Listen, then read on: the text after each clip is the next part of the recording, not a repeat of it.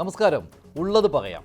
കൊട്ടിഘോഷിച്ച് കോടികൾ മുടക്കി ശബരിമലയെ വികസിപ്പിക്കാൻ എന്ന പേരിൽ അയ്യപ്പന്റെ പേരിൽ നേരിടേണ്ടി വന്ന നഷ്ടങ്ങൾക്ക് പ്രായശ്ചിത്തം എന്ന നിലയിൽ നടത്തിയ ആഗോള അയ്യപ്പ സംഗമം സർക്കാർ പ്രതീക്ഷിച്ചതുപോലെ തിളക്കമാർന്നതായില്ല. യഥാർത്ഥ ഭക്തർ കൈയഴിഞ്ഞപ്പോൾ യുവതീ പ്രവേശന സമയത്ത് ഭിന്ന നിലപാട് സ്വീകരിച്ച ഹൈന്ദവ സമുദായ സംഘടനാ നേതാക്കളെ അയ്യപ്പ സംഗമത്തിൽ എത്തിക്കാൻ കഴിഞ്ഞത് മാത്രമാണ് നേട്ടം. ഒഴിഞ്ഞ കസേരകൾക്ക് മുന്നിൽ ശബരിമല മാസ്റ്റർ പ്ലാൻ ചർച്ച ചെയ്ത് ദേവസ്വം ബോർഡ് ചാരിതാർത്ഥ്യമടങ്ങി.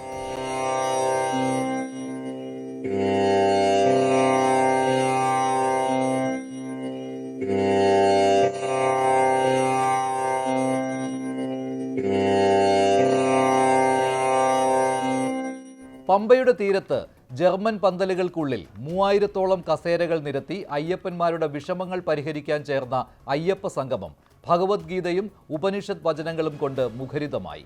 മുഖ്യമന്ത്രി മുതൽ ദേവസ്വം ബോർഡ് പ്രസിഡന്റ് വരെ ഭക്തിയുടെയും വിശ്വാസത്തിൻ്റെയും പ്രാധാന്യം എടുത്തു പറഞ്ഞും കപടഭക്തരെ തിരിച്ചറിയാൻ മുന്നറിയിപ്പ് നൽകിയും ഞങ്ങളാണ് ശബരിമലയുടെ രക്ഷകർ എന്നുറപ്പിക്കാൻ തീവ്ര ശ്രമം നടത്തുന്നതാണ് കണ്ടത്. ശബരിമല ദർശനത്തിന് പതിവായി വരുന്ന അയ്യപ്പ ഭക്തരിൽ നിന്ന് നേരിട്ട് അഭിപ്രായം കേട്ട് ശബരിമല വികസനത്തിനായുള്ള പദ്ധതികൾ ആസൂത്രണം ചെയ്ത് പൊതുനയം രൂപീകരിക്കുകയായിരുന്നു ലക്ഷ്യം.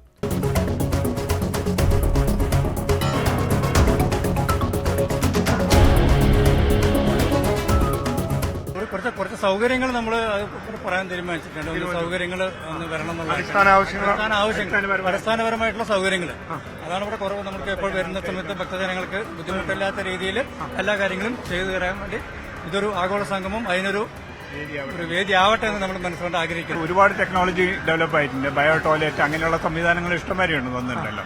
അങ്ങനെയുള്ള സൗകര്യം ചെയ്താൽ തന്നെ ഒരുപാട് വ്യത്യാസം വരും. ഒരു വൃത്തിഹീനമായിട്ടുള്ള സ്ഥലങ്ങളാണ് ഇപ്പോൾ മിക്ക സ്ഥലങ്ങളിലും ശബരിമല പ്രത്യേകിച്ച്. അപ്പൊ അങ്ങനെയുള്ള സമയത്ത് ഇങ്ങനെ ബയോ ടോയ്ലറ്റ് അങ്ങനെയുള്ള സംവിധാനങ്ങൾ വരികയാണെങ്കിൽ കൂടെ അതായത് ഈ അടിസ്ഥാന സൗകര്യ വികസനത്തിന് പ്രാധാന്യം കൊടുക്കണം. വരുന്ന അയ്യപ്പ ഭക്തർക്ക് അടിസ്ഥാന സൗകര്യ വികസനം വേണം. ഇപ്പൊ തിരുപ്പതി മോഡൽ അതുപോലെ എന്തെങ്കിലും പ്രോഗ്രാം ഉണ്ടായി മാത്രമേ ഇതുകൊണ്ട് ഇങ്ങനെയുള്ള ഫംഗ്ഷൻ കൊണ്ട് പ്രയോജനമുള്ളൂ. വളരെ ഒരു സന്തോഷകരമായ ഒരു നിമിഷമാണ് ഞാൻ ഇതിനെ കാണുന്നത്. കാരണം ധർമ്മശാസ്ത്രവുമായി ബന്ധപ്പെട്ട് നമുക്ക് ഇങ്ങനെ വലിയൊരു മഹാസംഭവം ഇവിടെ സംഘടിപ്പിച്ച ആളുകളെ ആദ്യം ഞാൻ അഭിനന്ദിക്കുന്നു. ഇത് പണ്ടേ നടത്തേണ്ടതായിരുന്നു. എന്തായാലും നമ്മുടെ ക്ഷേത്രങ്ങളുമായി ബന്ധപ്പെട്ട് കേരള സർക്കാർ ഇത്തരത്തിലൊരു പ്രോഗ്രാം സംഘടിപ്പിച്ചതിൽ ഞങ്ങള് ക്ഷേത്രോപദേശ സമിതി ആയിരം അഭിനന്ദനം. തീർച്ചയായിട്ടും ഇത്ര ആവുമല്ലോ, അതിനല്ലേ തുടങ്ങിയിരിക്കുന്നത്. അത് രാഷ്ട്രീയവൽക്കരിക്കും ഒരിക്കലും ചെയ്തു. കാരണം അയ്യപ്പന് വേണ്ടി നല്ല കാര്യങ്ങൾ ചെയ്യാനായിട്ട് ഇറങ്ങിത്തിരിക്കുന്ന കുറെ ആൾക്കാർ. ഞാൻ ചോദിക്കട്ടെ, ഇവിടെ ഇപ്പൊ എത്രയോ നമ്മളെല്ലാം വന്നിരിക്കുന്നില്ല, ഇതല്ല അയ്യപ്പ സംഗമത്തിന് വേണ്ടി വന്നതല്ലേ. നമ്മൾ വരുന്ന ആൾക്കാർ വരെ ഡൊണേറ്റ് ചെയ്യുന്നില്ലേ. അപ്പൊ പിന്നെന്താ പഠിച്ച അങ്ങനെ ആലോചിക്കും. ഓൺലൈനിൽ രജിസ്റ്റർ ചെയ്തവരിൽ നിന്ന് കേരളം, തമിഴ്നാട്, ആന്ധ്ര, തെലങ്കാന, കർണാടകം എന്നീ സംസ്ഥാനങ്ങളിൽ നിന്നും വിദേശ രാജ്യങ്ങളിൽ നിന്നുമായി 3000-നും 3500-നും ഇടയിൽ അയ്യപ്പ ഭക്തർക്കായിരുന്നു അവസരം കൊടുത്തത്. ഇത് അയ്യപ്പ സംഗമത്തിന് മുൻപ് ദേവസ്വം ബോർഡ് പറഞ്ഞ കാര്യം. പിന്നെ പ്രത്യേക ക്ഷണിതാക്കളും. ഉദ്ഘാടനത്തിന് ശേഷം 3 വിഷയങ്ങളിൽ ചർച്ച. 1. Sabarimala master plan. 2. എത്ര തിരക്ക് വന്നാലും നിയന്ത്രിക്കാനുള്ള പദ്ധതി. 3. ആത്മീയ ടൂറിസം. ഇതെല്ലാം അയ്യപ്പന്മാരുടെ അഭിപ്രായം കേട്ട് ഒരു നയരൂപീകരണം. തിരുവിതാംകൂർ ദേവസ്വം ബോർഡും അച്ചൻകോവിൽ ഗവൺമെന്റും ചെയ്യുന്ന ഈ നല്ല പ്രവൃത്തി നല്ല വഴിയിൽ തന്നെയാണ് നമ്മൾ കാണുന്നത്. ശുഭകരമായി തീരട്ടെ. നാൽക്കുനാൾ ശബരിമലയുടെ പ്രശസ്തി ലോക ആകമാനം ഉണ്ടാകട്ടെ എന്നാണ് ആഗ്രഹിക്കുന്നത്. Super, it is a super. The arrangements have been made very nice. Actually, they are welcomed very well. I am not happy with the arrangements. I have reached here on 18th. There was no room. When I requested Trivandrum Devaswam Board, they said it is not our duty. For 2 days we were staying in the platform.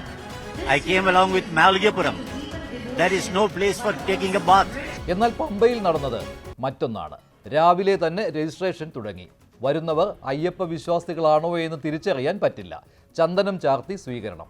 Register ചെയ്യുന്നവർക്ക് കിറ്റിൽ അപ്പം, അരവണ, നെയ്യ്, അയ്യപ്പന്റെ ഫലകം, diary. വേദിയിലേക്ക് വന്നവരെ ശ്രദ്ധിച്ചാൽ സർക്കാരിൻ്റെ വിവിധ വകുപ്പുകളിലെ ഉദ്യോഗസ്ഥർ, വിവിധ ക്ഷേത്രങ്ങളുടെ ഭാരവാഹികൾ, ഇടതുപക്ഷ പ്രാദേശിക നേതാക്കൾ, പിന്നെ ഇവർക്കിടയിൽ ചർച്ചകളിൽ പങ്കെടുത്ത് തീർത്ഥാടന കാലത്തെ ബുദ്ധിമുട്ട് പറയാൻ ആഗ്രഹിച്ചു വന്ന യഥാർത്ഥ ഭക്തരും.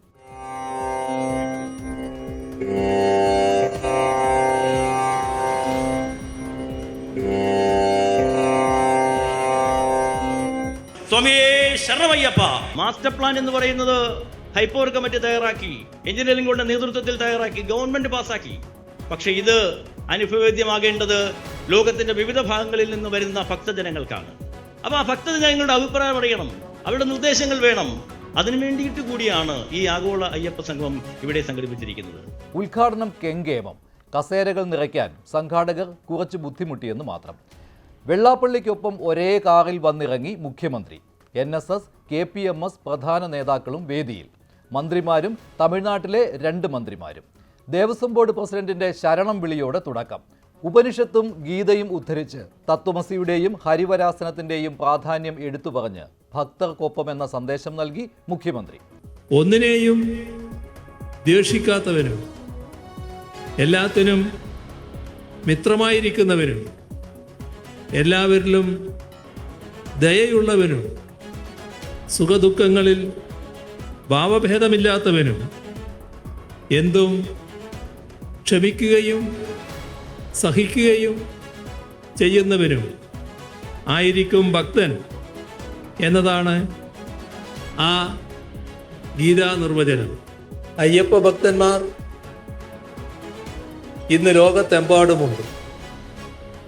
അതുകൊണ്ട് തന്നെയാണ്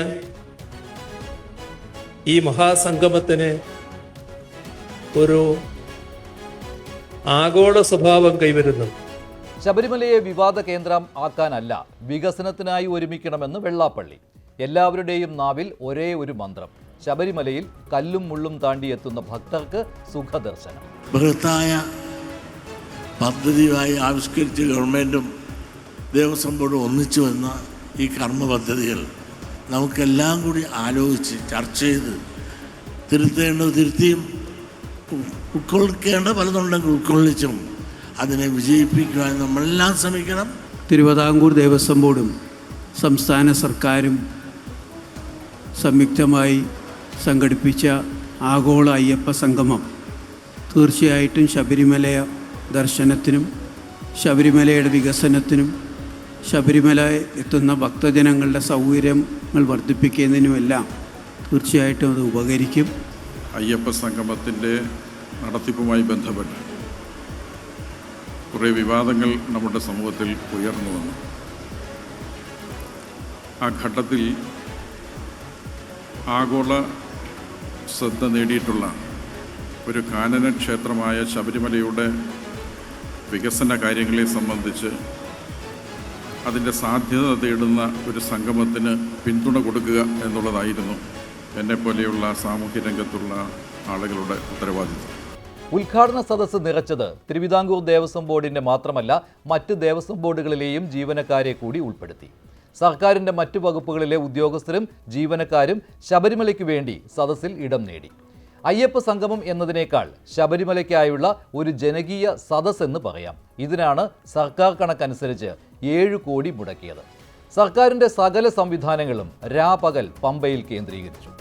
പമ്പാ തീരത്ത് മനോഹരമായ ഈ പന്തലിൽ കേന്ദ്രീകരിച്ച് ഇന്ന് രാവിലെ മുതൽ നടന്നു വന്ന സംഗമം ഏതാണ്ട് 4000-ൽ പരം ആളുകൾ ഈ സംഗമത്തിൽ എത്തിച്ചേർന്നു എന്നുള്ളതാണ് പ്രാഥമിക കണക്ക്. നമ്മളിതിൻ്റെ ചർച്ചകൾ 3 സെക്ഷനുകളിലായിട്ടാണ് നടന്നത്. അതിൽ മാസ്റ്റർ പ്ലാനുമായി ബന്ധപ്പെട്ട ചർച്ചകളിൽ അത് നയിച്ചവരും അത് ശ്രദ്ധിച്ചവരും എന്താണ് അതിൻ്റെ ഉള്ളടക്കമെന്നും ഇവിടെ പ്രസൻറ്റ് ചെയ്യുണ്ടായി. ഏതാണ്ട് 658 പേരാണ് അതിൽ പങ്കെടുത്തിരുന്നത്. നമ്മളെന്താണോ ഈ സംഘവുമായി ലക്ഷ്യം വെച്ചത് ആ ലക്ഷ്യം അർത്ഥപൂർണമാകുന്ന അവസ്ഥയിലേക്ക് എത്തിച്ചേർന്നു എന്നുള്ളതാണ് പൊതുവിൽ ഈ സംഗമത്തിൻ്റെ കൺക്ലൂഡിംഗ് സെക്ഷനിൽ നിങ്ങളോടായി സൂചിപ്പിക്കാം. അയ്യപ്പ സംഗമം കഴിയുമ്പോൾ ഒരുപാട് ചോദ്യങ്ങൾ അവശേഷിക്കുന്നു. എന്തുകൊണ്ടാണ് ശബരിമല വിശ്വാസികൾ അയ്യപ്പ സംഗമത്തോട് മുഖം തിരിച്ചത്? 5000-ഓളം ആളുകൾ പമ്പയുടെ തീരത്ത് ഒത്തുചേർന്നിട്ടും ശബരിമല വികസനത്തിനായുള്ള ചർച്ചകളിൽ പരമാവധി 650 പേർ മാത്രം പങ്കെടുത്തത്. അയ്യപ്പ സംഗമത്തിൽ പങ്കെടുക്കുന്നവരെക്കുറിച്ച് പറഞ്ഞ കണക്കുകൾ തെറ്റായിരുന്നില്ലേ? ശബരിമലയിലെ സർക്കാരിൻ്റെ ആത്മാർത്ഥതയിൽ അയ്യപ്പ വിശ്വാസികൾക്ക് ഇപ്പോഴും അവിശ്വാസമാണോ? ഇതുവരെ നടപ്പാക്കും എന്ന് പറഞ്ഞതിനേക്കാൾ കൂടുതലായി ഏത് കാര്യമാണ് ചർച്ച ചെയ്തത്? യുവതീ പ്രവേശന കാര്യത്തിൽ എന്തിനാണ് സർക്കാർ ഇപ്പോഴും നിലപാട് മറച്ചുവെക്കുന്നത്? അയ്യപ്പ സംഗമം അയ്യപ്പന്മാർ കൈവിട്ടെങ്കിലും തെരഞ്ഞെടുപ്പ് അടുത്തിരിക്കെ ഹൈന്ദവ സമുദായ സംഘടനകൾക്ക് വിശ്വസിക്കാവുന്ന നേതാവ് എന്ന പ്രതീതി ഉണ്ടാക്കാൻ മുഖ്യമന്ത്രിക്ക് കഴിഞ്ഞു. രാഷ്ട്രീയ നേട്ടമായി ഇതിനെ കാണാം. UDFും BJPയും സംഘ് പരിവാർ സംഘടനകളും ഉയർത്തുന്ന വിമർശനങ്ങളെ ഈ രീതിയിൽ ചെറുക്കാനുമായി. ബഹുമാനായ ഉത്തർപ്രദേശ് മുഖ്യമന്ത്രിയുടെ ഒരു സന്ദേശമാണ് നിങ്ങളുടെ മുമ്പിൽ എനിക്ക് അവതരിപ്പിക്കാൻ. Dear Shri VN വാസവൻജി, I am thankful for the invitation of attending Agola Ayyappa Sangamam on 20th September 2025 at Pamba in commemoration of the Platinum Jubilee of the Travancore Devasam Board.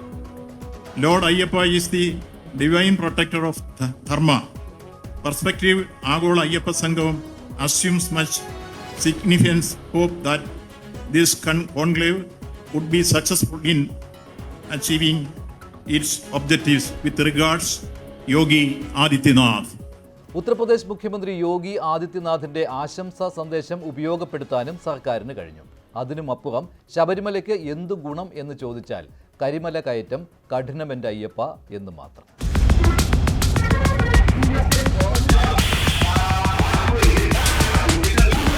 സാധാരണക്കാരെ പോലീസ് സ്റ്റേഷനുകളിൽ തല്ലിച്ചതയ്ക്കുന്നതും കള്ളക്കേസിൽ കുടുക്കുന്നതും ഒറ്റപ്പെട്ട സംഭവമാക്കുന്ന പതിവിൽ നിന്ന് മുഖ്യമന്ത്രി മാറിയിട്ടില്ല.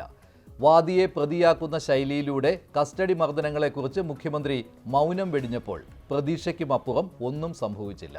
തല്ല് കൊണ്ടവർക്ക് 2 കൊള്ളേണ്ടതായിരുന്നു എന്ന മട്ടിലുള്ള മറുപടി. മർദ്ദനങ്ങൾ നടന്നത് 2-3 കൊല്ലങ്ങൾക്ക് മുൻപായതിനാൽ ഇപ്പോൾ പ്രസക്തിയില്ലെന്നുമുള്ള മുഖ്യമന്ത്രിയുടെ മറുപടി ഞെട്ടിക്കുന്നതായിരുന്നില്ല. ബഹുമാനപ്പെട്ട മുഖ്യമന്ത്രി, ഞാൻ അങ്ങയോട് പറയുന്നു, അങ്ങ് ആഭ്യന്തര വകുപ്പിന്റെ ചുമതല ഒഴിഞ്ഞു പോകണം. ഇത് സ്റ്റാലിന്റെ രക്ഷയല്ല.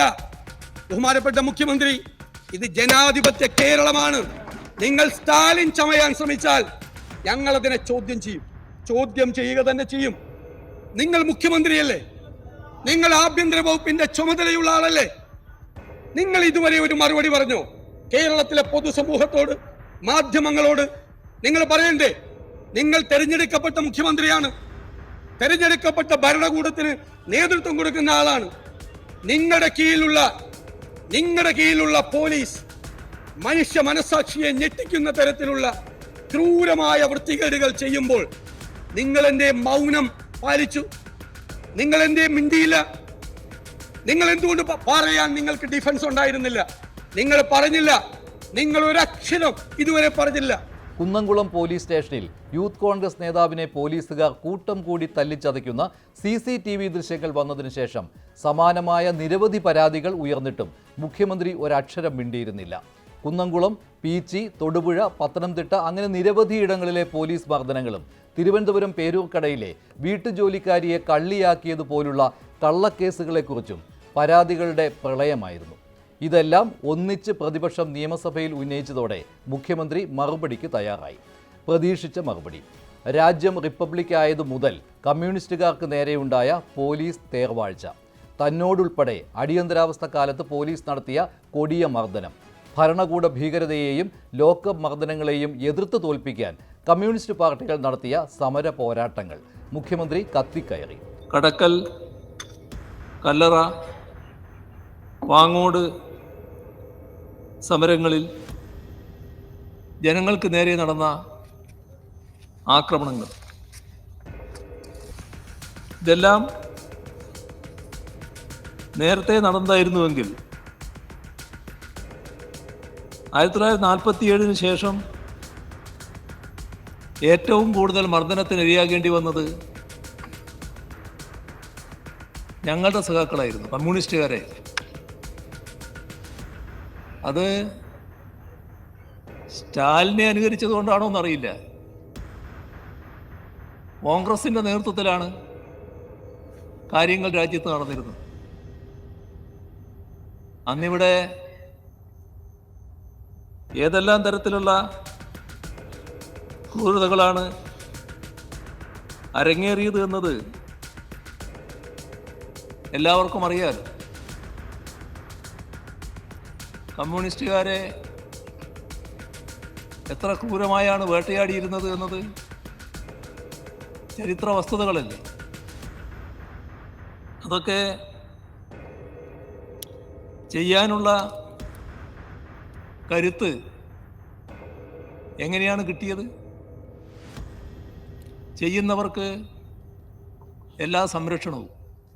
2016 മുതൽ പക്ഷേ എല്ലാം ഗംഭീരം. ഉയർന്നു വരുന്ന പരാതികൾ ഒറ്റപ്പെട്ടത്.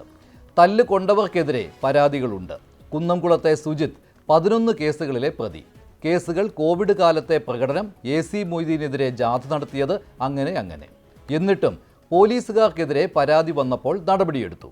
പീച്ചിയിലെ CAയുടെ തല്ലിനും ന്യായീകരണം. ചുരുക്കി പറഞ്ഞാൽ പോലീസിന്റെ മനോവീര്യം കെടുത്താൻ മുഖ്യമന്ത്രിക്കാവില്ല. തെറ്റ് ചെയ്തെന്ന് ബോധ്യം വന്ന 144 പോലീസുകാരെ പിരിച്ചുവിട്ടെന്ന അവകാശവാദവും. ഇപ്പോൾ കണക്കുകൾ നോക്കാം. 2016 മെയ് മുതൽ 2024 ജൂൺ വരെ 108 പോലീസുകാരെയാണ് പിരിച്ചുവിട്ടത്. എത്ര? 108. സർ നോക്കണം, ഞാൻ 1956 മുതൽ എന്നല്ല പറഞ്ഞത്. ഞാൻ പറഞ്ഞത് 2016 മുതൽ 2024 വരെ എന്നാണ്. അപ്പോൾ 2024 ജൂൺ വരെ 108 പോലീസുകാരെ സർവീസിൽ നിന്ന് പിരിച്ചുവിടുന്ന നടപടി ഞങ്ങൾ സ്വീകരിച്ചിട്ടുണ്ട്. സർ, അങ്ങനെ ഏതെങ്കിലും ഒരു നടപടി ഇവിടെ ഇപ്പോഴും ദീർഘകാലം കോൺഗ്രസ് ഭരണത്തിലുണ്ടായ അവസ്ഥ തന്നെയാണല്ലോ കേരളത്തിൽ കാണാൻ പറ്റും. കേരളത്തിൽ ആകെ അവസ്ഥയെടുത്താൽ ദീർഘകാലം കോൺഗ്രസ് തന്നെയല്ലേ അധികാരത്തിലുണ്ടായിട്ടുണ്ടാകും. അപ്പോൾ ഏതെങ്കിലും ഒരാളെ പിരിച്ചുവിട്ടു എന്ന് പറയാൻ സാധിക്കുമോ? എന്നാൽ 2024 ഒക്ടോബർ വരെയാണ് ഞാൻ പറഞ്ഞത്, അവിടെ തീർന്നില്ല. 2024 ഒക്ടോബർ മുതൽ 2025 സെപ്റ്റംബർ വരെ 36 പോലീസുകാരെ പിരിച്ചുവിട്ടു. അപ്പോൾ കഴിഞ്ഞ ബഹുമാനപ്പെട്ട പഴയ ആഭ്യന്തരമന്ത്രിയോട് ചോദിക്കുന്നുണ്ട്, ശരിയാണോ? കഴിഞ്ഞ 9 വർഷമായി ആകെ 144 പോലീസുകാരെയാണ് വിവിധ നടപടികളുടെ ഭാഗമായി സേനയിൽ നിന്ന് പിരിച്ചുവിട്ടു. അതിൽ പിരിച്ചുവിടലടക്കമുള്ള നടപടികൾ സ്വീകരിച്ചിട്ടുണ്ട്.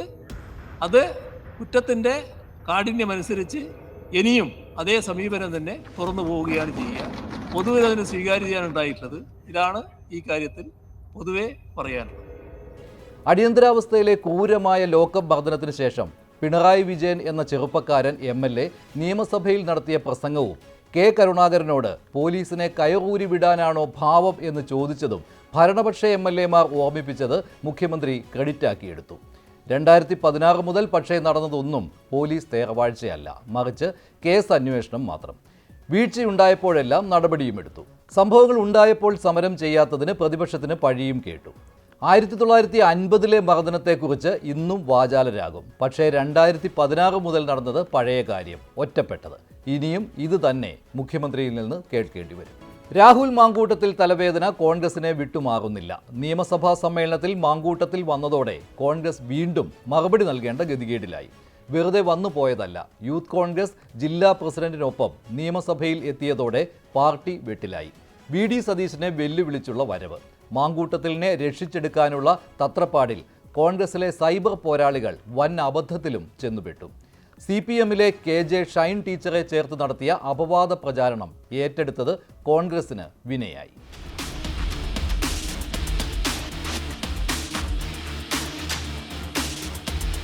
മാങ്കൂട്ടത്തിൽ വരുമോ ഇല്ലയോ എന്ന അഭ്യൂഹത്തിനിടെ നിയമസഭാ സമ്മേളനം തുടങ്ങി ആദ്യ ദിവസം വന്നത് പ്രതിപക്ഷ നേതാവിന് ബുദ്ധിമുട്ടായി.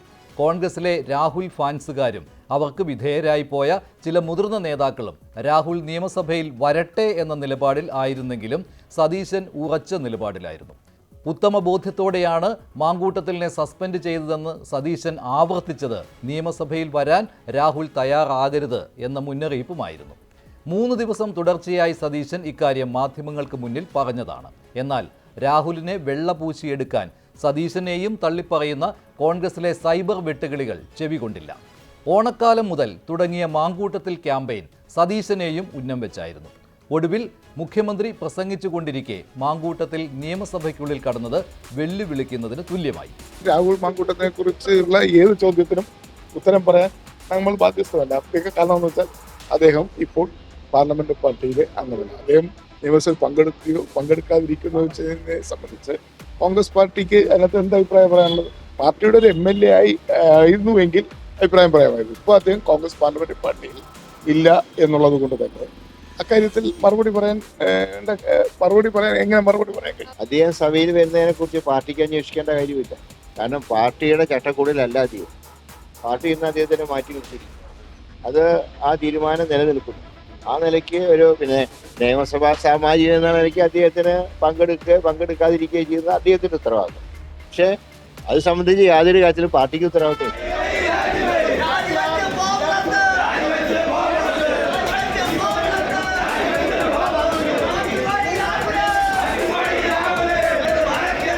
ഏതെങ്കിലും കാലത്ത് പാർട്ടി അനുകൂലമായതോ വ്യക്തിപരമായി പ്രതികൂലമായതോ തീരുമാനം എടുക്കുമ്പോൾ ആ തീരുമാനത്തെ ധിക്കരിക്കുവാനോ ലംഘിക്കുവാനോ ഒരു കാലത്തും ശ്രമിച്ചിട്ടുള്ളൊരു കോൺഗ്രസിന്റെ പ്രവർത്തകനല്ല ഞാൻ. അപ്പം ഇപ്പോഴും സസ്പെൻഷനിലാണെന്ന് പറഞ്ഞാലും ഞാൻ പരിപൂർണമായി പാർട്ടിക്ക് വിധേയനായി മാത്രം പ്രവർത്തിക്കുന്ന ഒരാളാണ്. ഞാൻ പറഞ്ഞല്ലോ, അന്വേഷണത്തെ പരിധിയിലിരിക്കുന്ന കാര്യങ്ങൾ ഞാൻ നിയമപരമായി ചോദ്യം ചെയ്യും. മറുപടി പറയാനാവാതെ നേതാക്കൾ ബുദ്ധിമുട്ടി. സതീശൻ മിണ്ടിയില്ല. ഭരണപക്ഷത്ത് സമാന ആരോപണം നേരിടുന്നവർ ഉണ്ടെന്ന പതിവ് ഒഴുക്കൻ മറുപടിയുമായി ചില നേതാക്കൾ. എന്തായാലും ആദ്യ ദിവസം SFI തടഞ്ഞപ്പോൾ കാറിലിരുന്ന് ധീരത കാട്ടിയെങ്കിലും പിന്നീട് നിയമസഭയിലേക്ക് രാഹുൽ വന്നില്ല. കോൺഗ്രസിന് താൽക്കാലിക ആശ്വാസം. മാങ്കൂട്ടത്തിലിനെ വെളുപ്പിക്കാനുള്ള 18 അടവും പയറ്റുന്ന ഫാൻസുകാർ കിട്ടിയ അവസരം മുതലാക്കുന്നതാണ് വൈപ്പിൻ MLAയെയും ഷൈൻ ടീച്ചറെയും ചേർത്തുള്ള അപവാദ പ്രചാരണം. മാങ്കൂട്ടത്തിനെതിരെ വാളെടുത്ത CPMന് സ്വന്തം പാളയത്തിൽ അവിഹിതമുണ്ടായിട്ട് മിണ്ടാട്ടമില്ലെന്ന് കാട്ടാനുള്ള വ്യഗ്രത പക്ഷെ തിരിച്ചടിച്ചു. MLAയും ഷൈൻ ടീച്ചറും പരസ്യമായി പ്രതികരിച്ചതോടെ മാങ്കൂട്ടത്തിൽ ടീം മാളത്തിലൊളിച്ചു. എന്നോട് പറഞ്ഞ കോൺഗ്രസ്സുകാരൻ പറഞ്ഞത് ടീച്ചർക്കെതിരെ ബോംബ് എന്നാണ്. ഹൂ കെയേഴ്സ് എന്ന് പറഞ്ഞപ്പോൾ നിങ്ങൾ ആളെ തിരിച്ചറിഞ്ഞില്ലേ?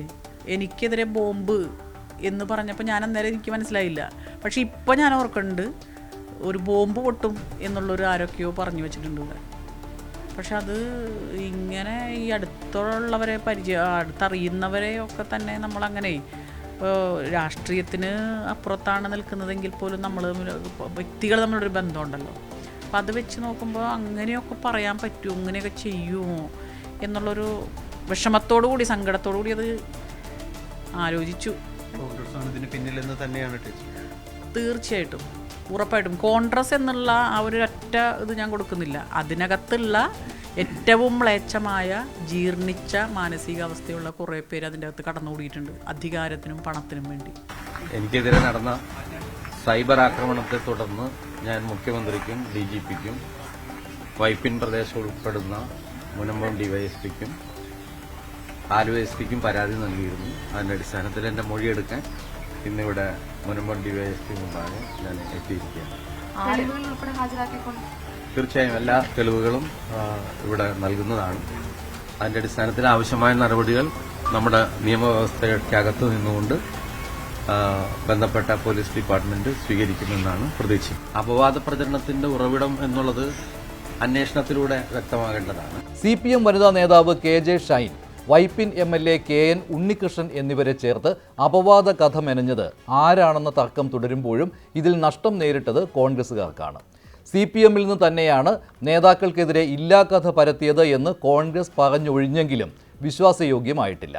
കോൺഗ്രസ് സൈബർ ഹാൻഡിലുകൾ മാങ്കൂട്ടത്തിന് നേരെയുണ്ടായ ആക്രമണത്തിന് പകരം എന്ന രീതിയിലാണ് അപവാദ കഥ ഏറ്റെടുത്തത്.